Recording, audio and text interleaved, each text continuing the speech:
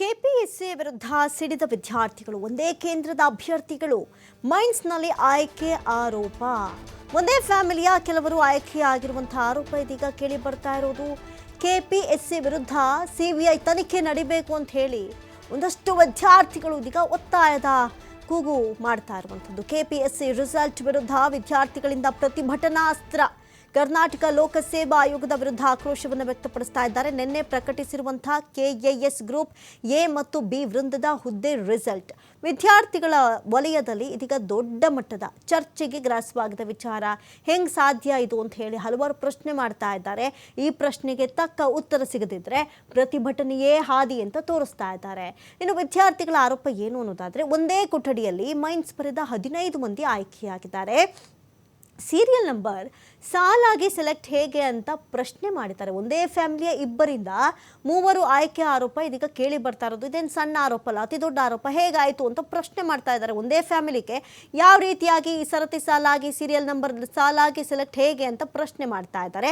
ಪ್ರಾಮಾಣಿಕವಾಗಿ ಓದದಂಥವ್ರ ಕೆಲಸ ಸಿಗಬೇಕು, ಕಮಿಟಿ ಮಾಡಿ ತನಿಖೆ ಮಾಡಿ ಅಂತ ಆಗ್ರಹ ವ್ಯಕ್ತಪಡಿಸ್ತಾ ಇದ್ದಾರೆ. ಸರ್ಕಾರದ ಕೈಲಿ ಆಗಲಿಲ್ಲ ಅಂತ ಹೇಳಿದ್ರೆ ಸಿಬಿಐಗೆ ವರ್ಗಾಯಿಸಿ ಅಂತ ಇದೀಗ ವಿದ್ಯಾರ್ಥಿಗಳು ಆಗ್ರಹ ವ್ಯಕ್ತಪಡಿಸ್ತಾ ಇದ್ದಾರೆ. ಯಾವುದೇ ಕಾರಣಕ್ಕೂ ಕೆಪಿಎಸ್ಸಿಗೆ ನೋಟಿಫಿಕೇಶನ್ ಕೊಡಬಾರದು, ಪ್ರಭಾವಿಗಳ ಮಕ್ಕಳಿಗೆ ಸೀಟ್ ಕೊಡಿಸೋದಕ್ಕೆ ಕುತಂತ್ರ ನಡೆದಿದೆ ಅಂತ ವಿದ್ಯಾರ್ಥಿಗಳು ಆರೋಪ ಮಾಡ್ತಾ ಇದ್ದಾರೆ. ಕೆಪಿಎಸ್ಸಿ ಇಂದ 384 ಪೋಸ್ಟ್ ಮೇನ್ಸ್ ನಿನ್ನೆ ರಿಸಲ್ಟ್ಸ್ ಬಿಟ್ಟಿದ್ದಾರೆ, ಇಂಟರ್ವ್ಯೂ ಲಿಸ್ಟ್ ಅಂತ ಹೇಳ್ಬಿಟ್ಟು. ಆ ಇಂಟರ್ವ್ಯೂ ಲಿಸ್ಟ್ ನೋಡಿದ್ರೆ ಎಷ್ಟು ಕರಪ್ಷನ್ ಆಗಿದೆ ಅಂತ ಹೇಳ್ಬೋದಂದ್ರೆ, ಯಾಕೆ ಅಂತಂದ್ರೆ ಈ ಒಂದು ಸೆಲೆಕ್ಟ್ ಆಗಿರೋ ಕ್ಯಾಂಡಿಡೇಟ್ಸ್ ತುಂಬಾ ಸೀರಿಯಸ್ ಕ್ಯಾಂಡಿಡೇಟ್ಸ್ ಸ್ವಲ್ಪ ಜನ ಹಾಕಿದ್ದಾರೆ. ಅವ್ರನ್ನ ಎಲ್ಲಿ ಫಿಲ್ಟರ್ ಮಾಡ್ತಾರೆ ಅಂತಂದ್ರೆ ನೆಕ್ಸ್ಟ್ ಇಂಟರ್ವ್ಯೂ ಫಿಲ್ಟರ್ ಮಾಡ್ತಾರೆ. ಈ ಒಂದು ಲಿಸ್ಟ್ ಅಲ್ಲಿ ಒಂದೊಂದು ರೂಮಲ್ಲಿ 10-15 ಜನ 20 ಜನ ಯಾವ ರೀತಿ ಸೆಲೆಕ್ಟ್ ಆಗಕ್ಕಾಗುತ್ತೆ? ಅವರೆಲ್ಲ ಏನು ಒಂದೇ ಕಂಬೈನ್ ಸ್ಟಡಿ ಮಾಡಿದ್ರು ಸೆಲೆಕ್ಟ್ ಆಗಕ್ಕಾಗಲ್ಲ. ಒಂದೇ ರೂಮ್ ಅಲ್ಲಿ ಪ್ರಿಲಿಮ್ಸ್ ಆದ್ರೆ ಏನೋ ಅನ್ಬೋದು, ಕ್ವಶನ್ ಪೇಪರ್ ನೋಡ್ಕೊಂಡು ಏನಾದ್ರು ಟಿಕ್ ಆಗ್ತಾರೆ ಅಂತ ಹೇಳ್ಬೋದು, ಒಬ್ರದೊಬ್ರು ನೋಡ್ಕೊಂಡು. ಆದ್ರೆ mains question paper, return question paper ಅಲ್ಲಿ ಒಂದೇ ರೂಮ್ ಅಲ್ಲಿ 10-15 ಜನ ಸೆಲೆಕ್ಟ್ ಆಗ್ತಿದ್ರ ಅಂದ್ರೆ ಎಷ್ಟು ಕರಪ್ಷನ್ ಮಾಡಿರ್ಬೋದು ಕೆಪಿಎಸ್ಸಿ ಇರೋಂಥವ್ರು. ಮತ್ತೆ ಈ ಒಂದು ಮಿಸ್ಟೇಕ್ಸ್ 1-2 ಮಿಸ್ಟೇಕ್ಸ್ ಇಲ್ಲ, ಇದರಲ್ಲಿ ಕೆಲವೊಬ್ರು ಜೆನ್ಯೂನ್ ಕ್ಯಾಂಡಿಡೇಟ್ಸ್ ಹಾಕಿದ್ದಾರೆ. ಆ ಕ್ಯಾಂಡಿಡೇಟ್ಸ್ ನ ಅವ್ರು ಬೇಕು ಅಂತ ಹಾಕೊಂಡಿರೋದು, ಮತ್ತೆ ಇವ್ರನ್ನ ಇಂಟರ್ವ್ಯೂ ಅಲ್ಲಿ ತೆಗಿತಾರೆ, ಗ್ಯಾರಂಟಿನೇ ಇಲ್ಲ. ಈ ಒಂದು ಜೆನ್ಯೂನ್ ಕ್ಯಾಂಡಿಡೇಟ್ಸ್ 384 ಅಲ್ಲಿ ಲಿಸ್ಟ್ ಅಲ್ಲಿ ಇಲ್ವೇ ಇಲ್ಲ ಅಂತ ಹೇಳ್ಬೋದು. ತುಂಬಾ ಕಡಿಮೆ, ಒಂದು 20% ಇಲ್ಲ ಅಂತ ಅನ್ಕೊಂತೀನಿ. ಆಲ್ಮೋಸ್ಟ್ 384 ಪೋಸ್ಟ್ ಅಲ್ಲಿ ಅಷ್ಟು ಕರಪ್ಷನ್ ಮಾಡಿದ್ದಾರೆ.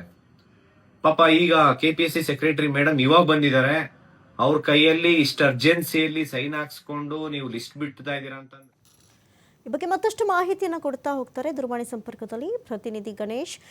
ಏನಿದು ಕೆಪಿಎಸ್ಸಿ ಮೇಲೆ ಕೇಳ್ಬರ್ತಾ ಇರುವಂತಹ ಅತಿ ದೊಡ್ಡ ಆರೋಪ, ಇದೆಲ್ಲ ನಿಜವಾಗ್ಲೂ ನಡೆದಿದ್ಯಾ? ಏನಿದೆ ಈ ಬಗ್ಗೆ ಮಾಹಿತಿ? ಖಂಡಿತವಾಗ್ಲು ಒಂದೇ ಕೇಂದ್ರದ ಅಭ್ಯರ್ಥಿಗಳು ಮೇನ್ಸ್ ನಲ್ಲಿ ಆಯ್ಕೆ ಆಗಿರುವಂತದ್ದು ಗಂಭೀರ ಆರೋಪ. ಈಗ ವಿದ್ಯಾರ್ಥಿಗಳ ಸಂಘಟನೆ ಕೂಡ ಇದೇ ವಿಚಾರವನ್ನು ಹೇಳ್ತಾ ಇದೆ. ಒಂದೇ ಫ್ಯಾಮಿಲಿ ಕೆಲವರು ಹೇಗೆ ಆಯ್ಕೆ ಆದ್ರು ಅನ್ನುವಂಥದ್ದು ಇದು ಹಲವು ಅನುಮಾನಗಳಿಗೆ ಕಾರಣ ಆಗಿರುವಂತದ್ದು. ನಿನ್ನೆ ಒಂದು ಕೆಪಿಎಸ್ಸಿ ರಿಸಲ್ಟ್ ನಿನ್ನೆ ಬಂದಿರುವಂತದ್ದು. ಬಂದಾದ ಮೇಲೆ ಆ ಒಂದು ಫಲಿತಾಂಶದ ಪ್ರಕ್ರಿಯೆಗಳನ್ನು ನೋಡುವಂತಹ ಸಂದರ್ಭದಲ್ಲಿ ಒಂದೇ ಕುಟುಂಬದ ಹಲವರು ಏನು ಮೇನ್ಸ್ ಆಯ್ಕೆ ಆಗಿದ್ದಾರೆ. ಅದು ಸಾಕಷ್ಟು ಅನುಮಾನಗಳಿಗೆ ಕಾರಣವಾಗಿದೆ.